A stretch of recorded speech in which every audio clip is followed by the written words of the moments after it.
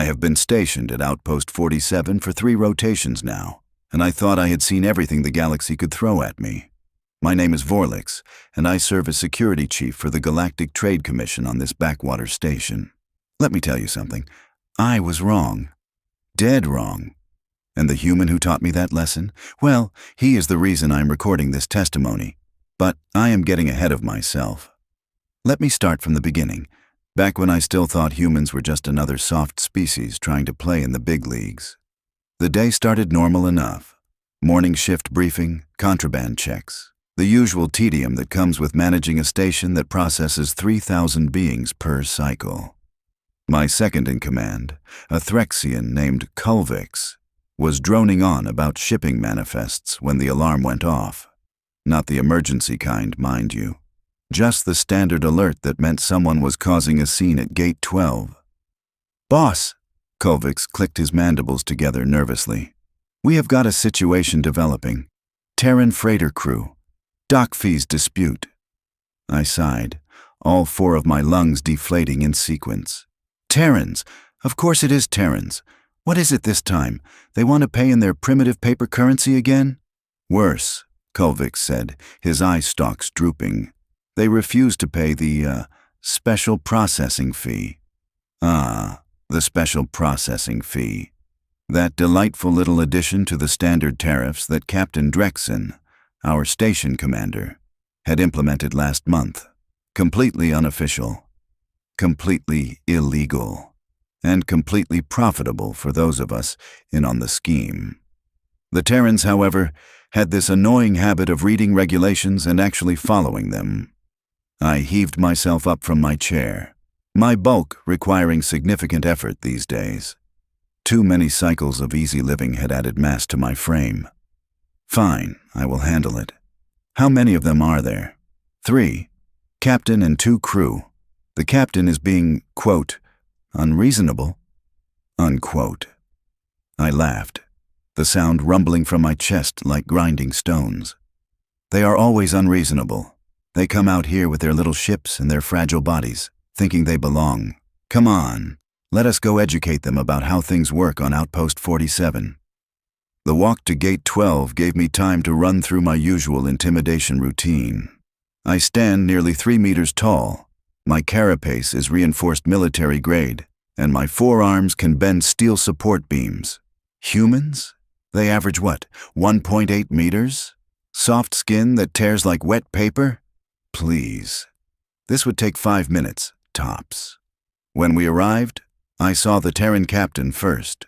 Female, dark skin, hair bound in tight coils against her skull. She stood with her arms crossed, chin up, meeting the gaze of Enforcement Officer Korthax, who towered over her by a full meter. But here is the thing that should have warned me. She was not backing down. Not even a little. "For the 15th time," she said, her voice sharp, enough to cut hull plating. "I am not paying a fee that does not exist in the official tariff schedule. Show me the regulation or get out of my way. My crew has deliveries to make." Korthax, bless his simple mind, had his weapon half drawn. "You will pay, or you will not leave." "Try me," she said. Then she smiled. Actually smiled. I pushed through the gathering crowd. "What seems to be the problem here?" The captain turned to face me, and I have to give her credit.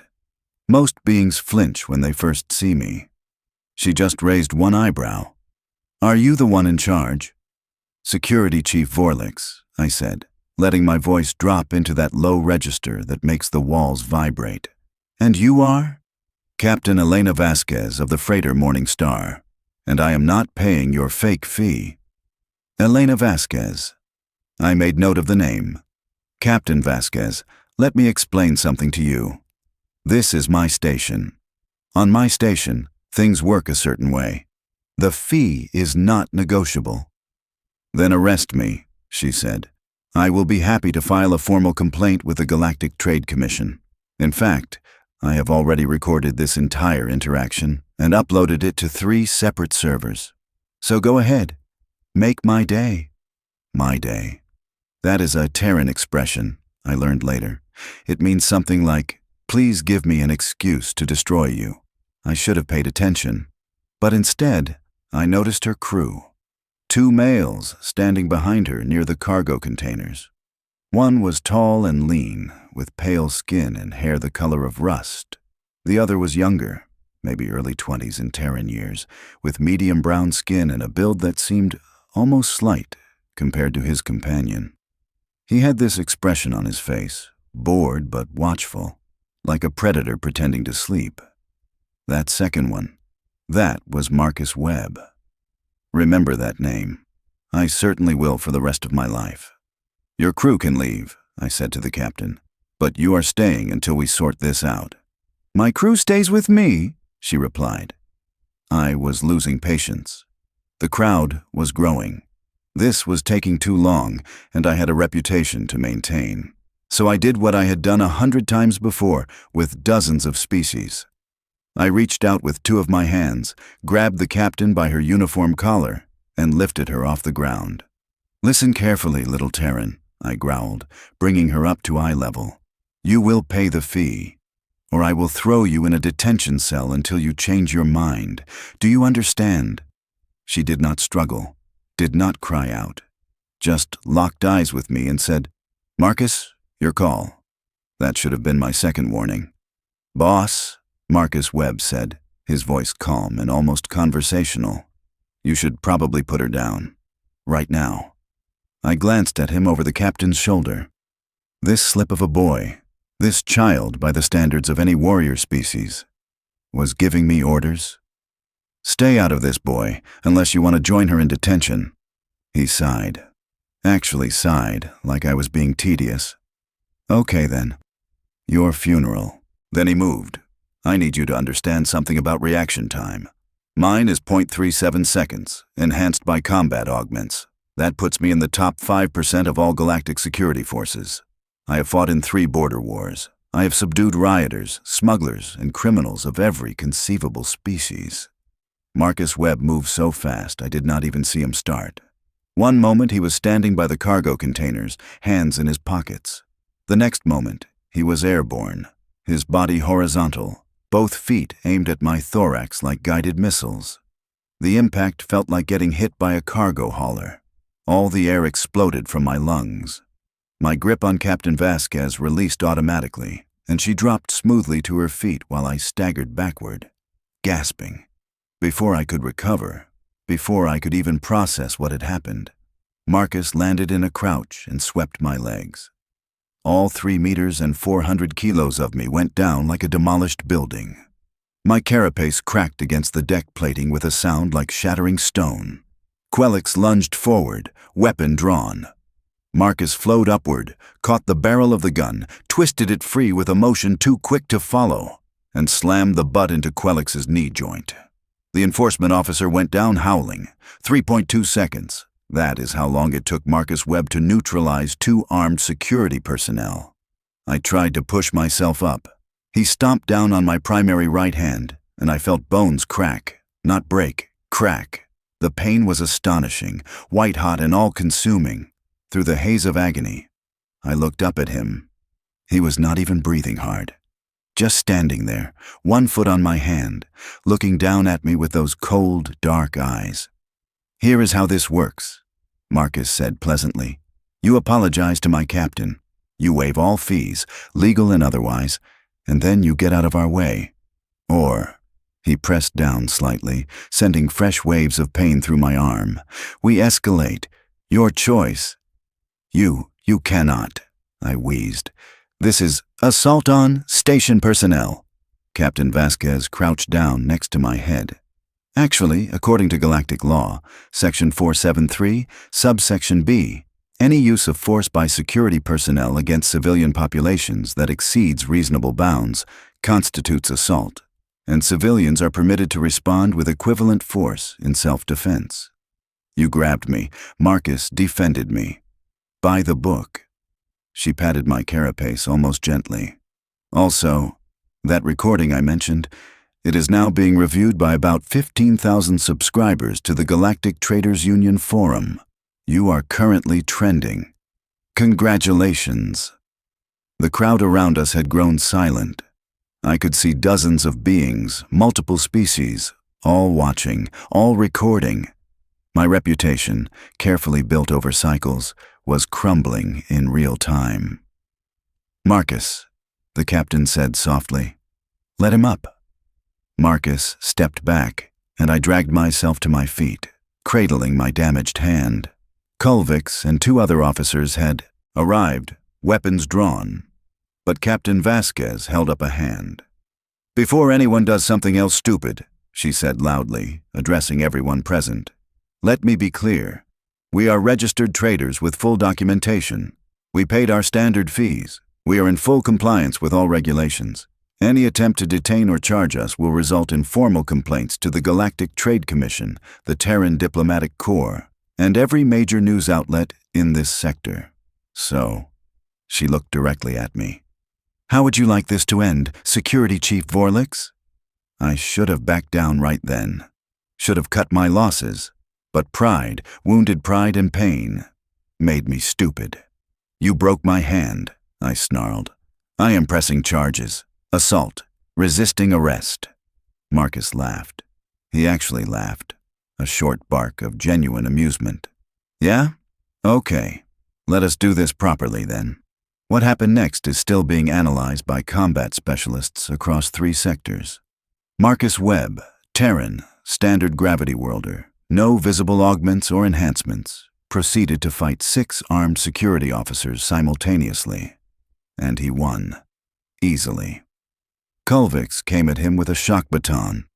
Marcus caught his wrist, used his momentum to flip him completely over, and slammed him into the deck.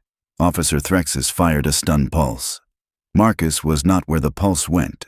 He was behind Threxus, applying some kind of hold that made the Vorgalian warrior collapse like his bones had turned to gel.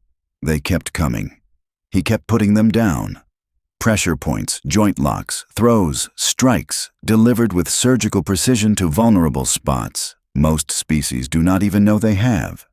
It was not fighting, it was dismantling, clinical, efficient, terrifying. And through it all, he was talking. Actually talking, keeping up this running commentary. "See, here is the thing about trying to grab a human," he said, ducking under a swing and countering with an elbow that sent Officer Krelix into a wall. "We have been fighting each other for our entire history. Every trick, every technique, refined over millions of confrontations." He sidestepped a tackle, helped his attacker along into a support pillar. "We know exactly how bodies work, where they bend." A joint lock made someone scream. "Where they break." A strike to a nerve cluster dropped another opponent. And we have been doing it on a planet where everything, including our own bodies, is trying to kill us every single day. The last officer standing was Korthax, recovered enough to try again. Weapon raised. Marcus closed the distance before he could fire, trapped the weapon arm, and applied some kind of twisting pressure that made Korthax drop the gun and sink to his knees, clicking his mandibles in submission. Marcus released him and stepped back. "We good now? Everyone learned their lesson about grabbing people?" 6 security officers lay groaning on the deck. I stood there, still cradling my shattered hand, watching this human boy who had just done the impossible. And he was not even winded. Captain Vasquez checked her datapad. "Marcus, we have a schedule to keep." "Right, boss," he turned to me. "No hard feelings, yeah? You pushed, we pushed back. Next time, maybe try reading the actual regulations before you try to shake down traitors." They started to walk away. The crowd parted like they were royalty.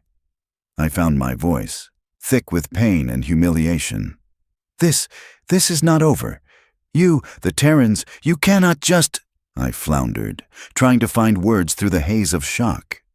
Marcus looked back over his shoulder. "Cannot what? Defend ourselves? Follow the law? Refuse to be extorted?" He smiled, and it did not reach his eyes. "See, here is what you do not understand about humans. We look soft. We are small compared to most of you. But we grew up at the bottom of a gravity well that wants us dead, breathing air that is barely thick enough to sustain us, surrounded by predators that think we are food. We climbed to the top of that nightmare through sheer stubborn refusal to quit. So when someone like you tries to push us around, his smile got wider. Well, you saw how that goes. They left. Just walked out, casual as anything, leaving behind 6 trained security personnel who were supposed to be the toughest beings on the station. Leaving behind me, the mighty Vorlix, clutching a broken hand and shattered pride. The crowd dispersed slowly. I heard the whispers, saw the looks. By evening cycle, the entire station knew. The security chief had been humiliated by a human barely out of adolescence. The videos were everywhere. Already had millions of views. I reported to the medical bay. Dr. Thraxis, a Meldari surgeon, examined my hand with her 8 delicate manipulators. Interesting fracture pattern, she mused. Very precise. Whoever did this knew exactly how much force to apply.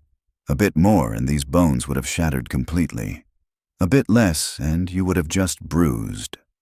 She looked at me with her primary eyes. This person was holding back Vorlix, significantly. That made it worse somehow. Marcus Webb had broken my hand while pulling his punches. What could he have done if he was actually trying to hurt me? The doctor continued her work, knitting bone, sealing tissue. You know what I find fascinating about Terrans? Their pain tolerance. It is abnormally high. Most species, if you broke their hand like this, would be unconscious from shock. Humans? They have been documented fighting with multiple broken bones, severe lacerations, even perforated organs. They have this saying. She paused, searching for the translation. Pain is just weakness leaving the body.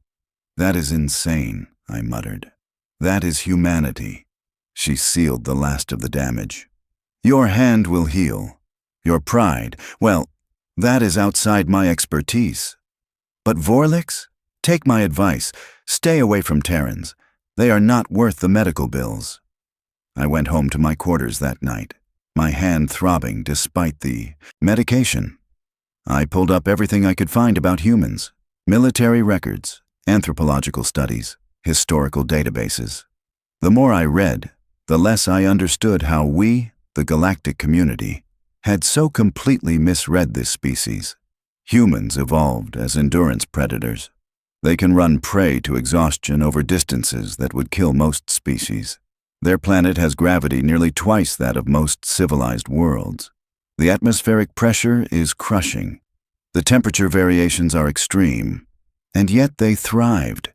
They built cities, civilization, art, music, philosophy, all while fighting wars with each other that made our border conflicts look like playground scuffles. They have something they call martial arts. Combat systems refined over thousands of years, hundreds of styles, techniques designed to let the weak defeat the strong, the small overcome the large. Every human child learns at least basic self-defense. Many study combat for years, decades even, as a hobby. For fun. Marcus Webb was not a soldier, not an operative, not enhanced. He was just a standard human freighter crew member who probably learned to fight the same way most humans do.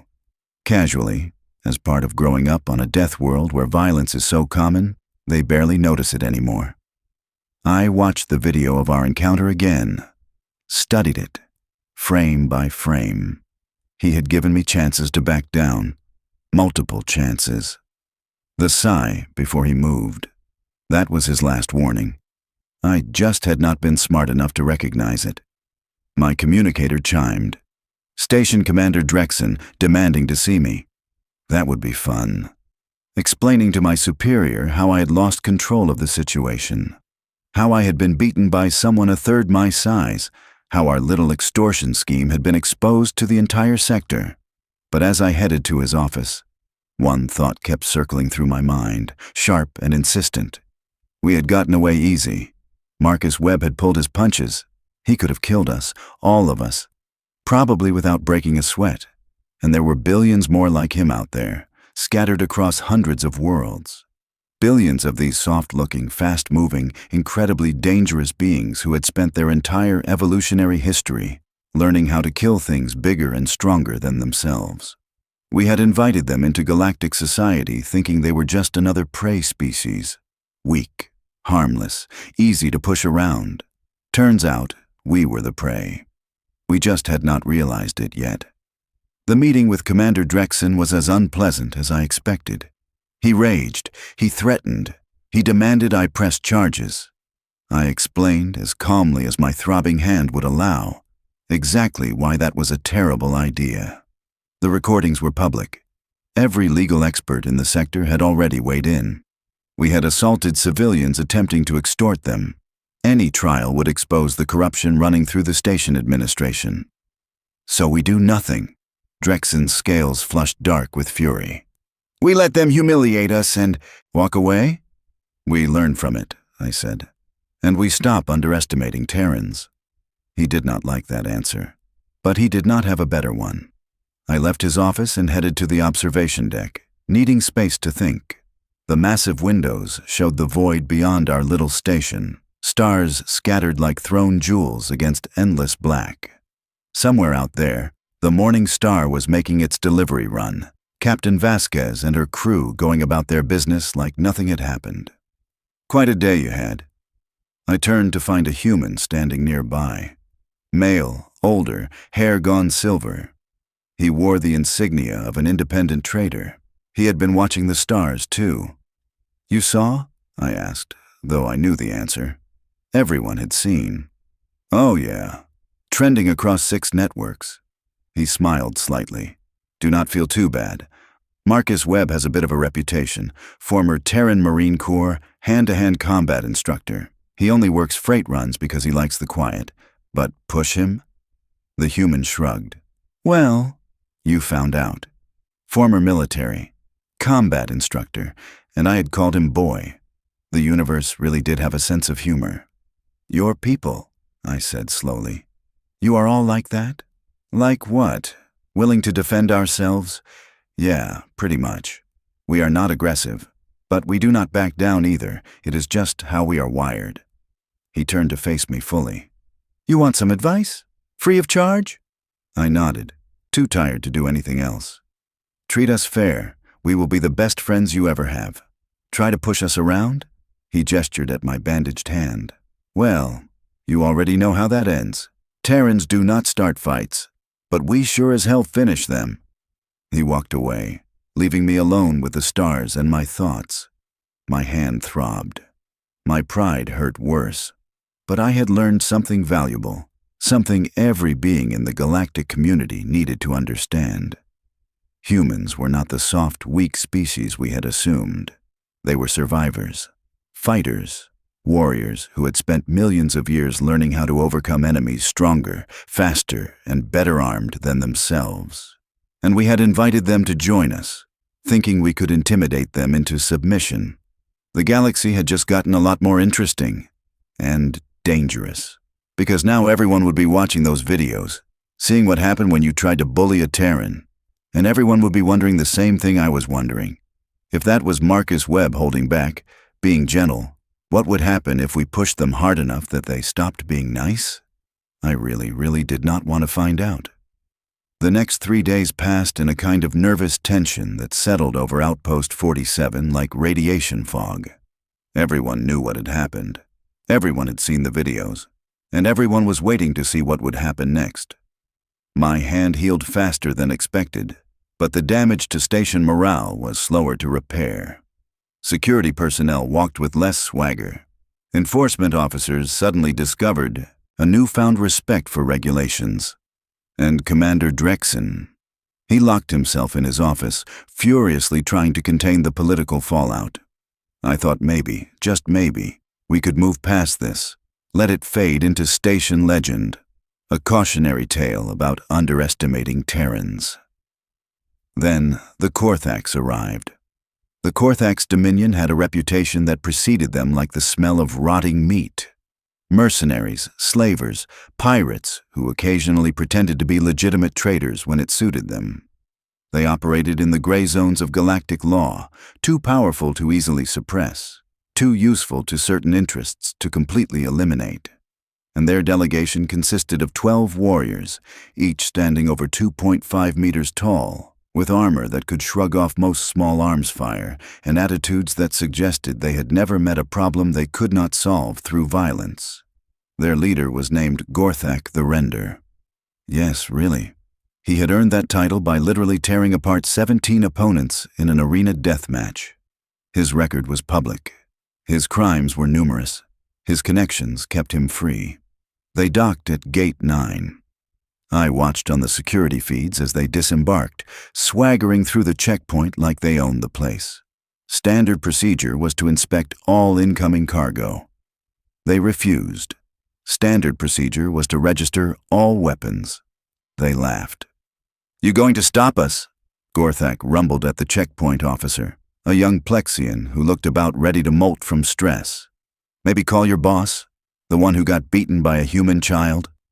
The laughter from his crew echoed through the docking bay. The checkpoint officer wisely decided to let them pass. They headed straight for the commercial district, which meant they would pass through the main concourse, where, according to my security alerts, the Morning Star crew was currently resupplying. Oh no. I grabbed my communicator. "All units, converge on the main concourse. Possible situation developing. Non-lethal protocols only." Then I added, because I had learned something from my last encounter, "And for the love of all that is sacred, do not initiate contact. Observe only." I ran. Well, moved as fast as my bulk would allow. My hand still ached, reminding me with every step of my previous stupidity. I reached the main concourse in time to see the Korthax delegation spreading out, clearly looking for something. Or someone. Captain Vasquez was at a supply vendor, reviewing a manifest on her datapad. Marcus Webb stood nearby, arms crossed, scanning the crowd with that same watchful expression. The third crew member, the rust-haired one named Kyle something, was loading cargo onto a hover cart. Gorthak spotted them. His face split into a predatory grin. "Well, well, the famous Terrans, the ones who humiliated station security." Every conversation in the concourse died. Beings scattered, putting distance between themselves and what was about to happen. Smart move. Captain Vasquez looked up slowly. "Can I help you?" "Help me?" Gorthak laughed, the sound like grinding gears. "No, but you can entertain me. See, I heard about your little crew member, the fighter." I thought to myself, "Gorthak, you cannot let such a challenge go unanswered." Marcus stepped forward slightly, positioning himself between the captain and the Korthax leader. "We are not looking for trouble. We paid our fees. We are following all regulations, and we will be leaving as soon as we finish resupplying." "Not looking for trouble," Gorthak repeated mockingly. "But you found it anyway, little human. Here is what will happen. You will fight me. Right here, right now. When I win, when I break every bone in your soft little body, everyone will know that Terrans are nothing special. Just another weak species pretending to be strong." "And if I refuse?" Marcus asked calmly. "Then I will beat your captain instead. Then your crew. Then I will find other Terrans on this station and beat them, one by one, until you agree to fight." Gorthak cracked his massive knuckles. "So really, you have no choice." I should have intervened, should have called for backup, for station military, for something, but I was frozen, watching. Part of me, the part that still stung from humiliation, wanted to see this. Wanted to see if Marcus Webb was really as dangerous as he seemed, or if I had just gotten unlucky. The other part of me, the part that had spent 3 days researching Terran combat capabilities, knew exactly how this would end. And it terrified me. Marcus glanced back at Captain Vasquez. She gave a tiny nod. Permission granted. He turned back to Gorthak, and something changed in his posture. Not much, just a slight shift in weight, a settling of his shoulders. But suddenly he looked bigger, more dangerous, like a weapon someone had just armed. "Okay," Marcus said quietly. "But when I win, you and your crew leave this station permanently, and you spread the word. Terrans are off limits. No harassment, no challenges, no testing us to see if we are as tough as the stories say. Deal? Gorthak laughed louder. When you win, boy, I am going to enjoy this. They moved to the center of the concourse. The crowd pressed back, forming a rough circle. I saw beings recording. Of course they were recording. This would have more views than my humiliation. Lucky me. Gorthak removed his armor plating, revealing muscles that looked like they had been carved from granite. He stood in the ready stance of someone who had killed many times and expected to do so again. Marcus just stood there, hands loose at his sides, weight balanced, waiting. No final words? Gorthak taunted. No brave speech. Yeah, actually, Marcus replied. Quick question. Have you ever fought a human before? No, why would I? You are prey. Marcus smiled. Not the cold smile from before. This one had teeth. That is what I thought. See, here's the thing about humans. We do not hunt like you do. We do not run down our prey with speed or overpower it with strength. We hunt by making our prey exhausted. We follow it, chase it, hour after hour after hour, until it cannot run anymore, until its heart gives out, until it lies down and accepts death because anything is better than running one more step. He started moving, slowly, circling. We are endurance predators, the most patient killers in the galaxy. And right now, his smile widened. You are prey. Gorthak roared and charged. It was like watching a landslide. 300 kilos of muscle and rage, moving with shocking speed. Marcus was not there. He sidestepped at the last possible instant, and as Gorthak thundered past, Marcus struck. A precise blow to the kidney area, exactly where most species keep vital organs. Gorthak stumbled, caught himself, spun around. Lucky hit, he snarled. Was it? Marcus asked, already moving again. What followed was not really a fight. It was an education. A brutal systematic demonstration of why you do not challenge a species that spent its entire evolutionary history perfecting the art of killing. Gorthak was stronger, faster, better armored. It did not matter. Marcus fought like water, flowing around strikes, never where you expected him to be. Every time Gorthak committed to an attack, Marcus was already countering. A strike to a nerve cluster, a kick to a joint, a palm strike to the throat that left Gorthak gasping. And Marcus was talking, always talking. See, you fight like you are used to winning through intimidation, size, strength, but humans? We fought each other for millions of years. We know every weakness, every vulnerability. Gorthak swung a massive fist. Marcus ducked under it, swept the leg, and used Gorthak's own momentum to send him crashing face first into the deck. We studied anatomy, physics, leverage, how to make a body do what we want it to do. Gorthak pushed himself up, blood streaming from his nose. He was breathing hard now, muscles trembling from exertion. Marcus looked like he had just started warming up. You want to know the really funny part? Marcus continued, circling. I am being gentle. This is me pulling my punches, because Captain Vasquez does not want an interstellar incident. But keep pushing. His eyes went flat, dead. Keep pushing and find out what happens when a human stops being nice. Gorthak charged again, roaring defiance. Marcus met the charge head-on this time, used Gorthak's momentum against him, applied some kind of joint lock that I could not even follow, and took him down. Hard. Then Marcus did something I will never forget. He applied pressure to Gorthak's arm, slowly, methodically, increasing the force. Tap out, Marcus said quietly. Submit, or I break it. Never, Gorthak gasped through pain. I do not submit to, pray, your funeral. Marcus applied more pressure. The sound of cartilage separating echoed through the silent concourse. Gorthak screamed, actually screamed, high and terrible. Marcus released him and stood up. Medical team to the main concourse. We have an injured being who needs attention. Gorthak lay there, cradling his dislocated shoulder. his face twisted in agony and humiliation. His crew rushed forward, but Marcus held up a hand. "We had a deal. You leave, now, and you spread the word." One of the Korthax warriors, braver or stupider than the others, stepped forward. "You think you can take all of us?" Before Marcus could respond, Captain Vasquez stepped up beside him. "No, he cannot, but I can." She held up a small device. "Military-grade EMP grenade. Effective radius, 20 meters. All your fancy armor? It will be dead weight, and then it will just be you, unarmored, against a very angry Marine Corps combat instructor and his crew." She smiled. "Want to test that theory?" The warrior looked at Marcus, at his captain, at his leader whimpering on the ground, made the smart choice, and backed down.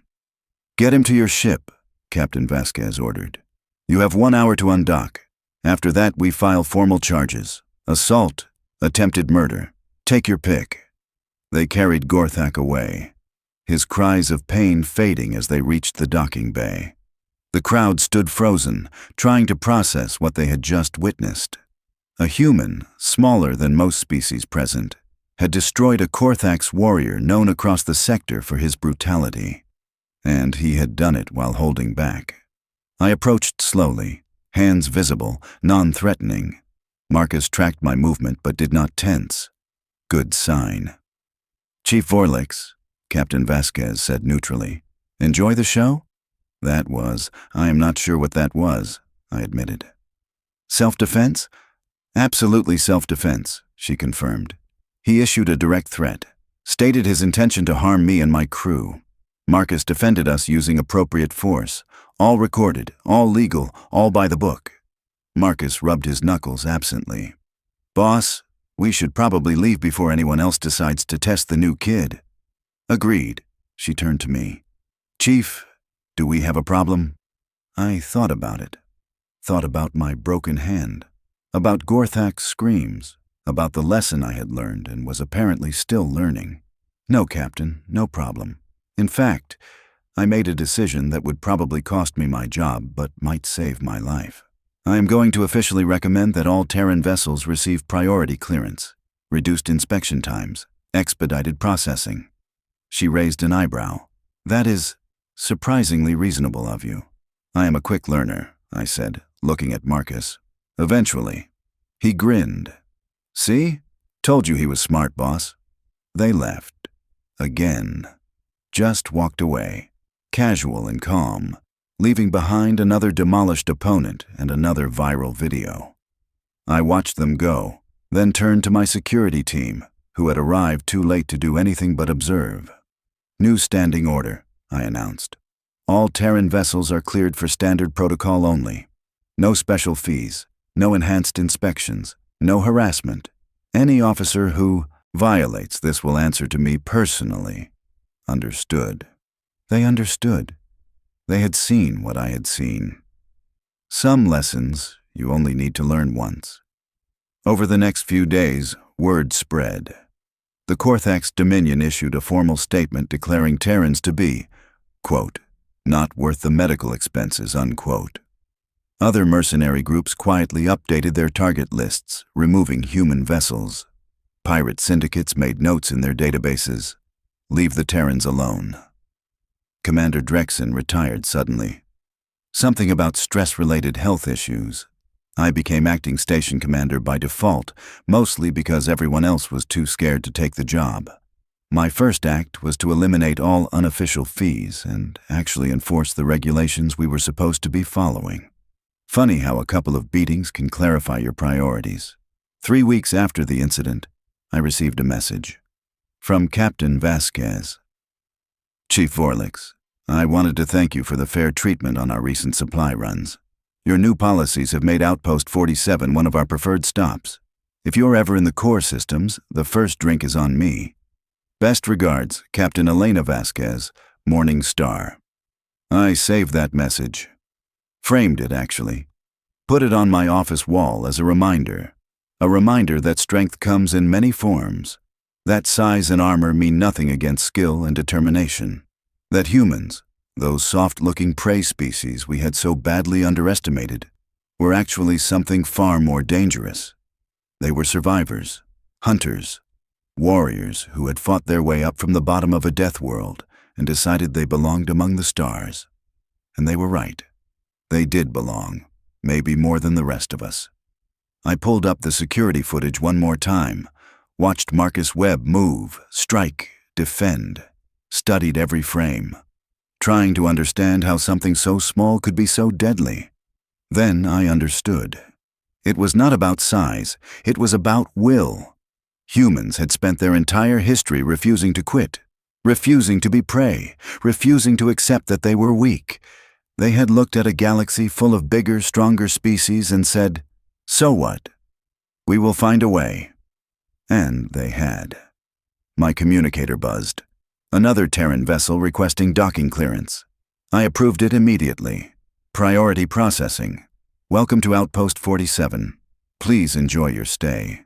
Because I had learned my lesson, finally, completely. You do not grab Terrans by the collar. You do not try to shake them down. You do not challenge them to fights or test their resolve. You treat them with respect, follow the regulations, and stay out of their way. And if you are smart, if you value your bones and your dignity, you remember that underneath that soft skin and friendly smile is a predator. A patient, skilled, utterly relentless predator that evolved on a planet where everything was trying to kill it. And it won. I leaned back in my chair, my hand completely healed now but still aching in memory. Somewhere out there, Marcus Webb was probably loading cargo or running maintenance or doing whatever freighter crew members do, looking harmless, looking soft, looking like easy prey. Until someone made the mistake of grabbing his captain by the collar. And then they learned the same lesson I had learned, the same lesson Gorthak had learned, the same lesson the entire galaxy was slowly, painfully learning. Humans are not prey. They never were. They were just waiting, patient as always, for us to figure that out. And if we were smart, we would remember it. Because next time, they might not be so gentle. Next time, they might not pull their punches.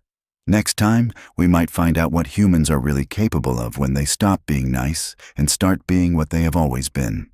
Survivors, hunters, warriors, the most dangerous species in the galaxy, and we invited them in.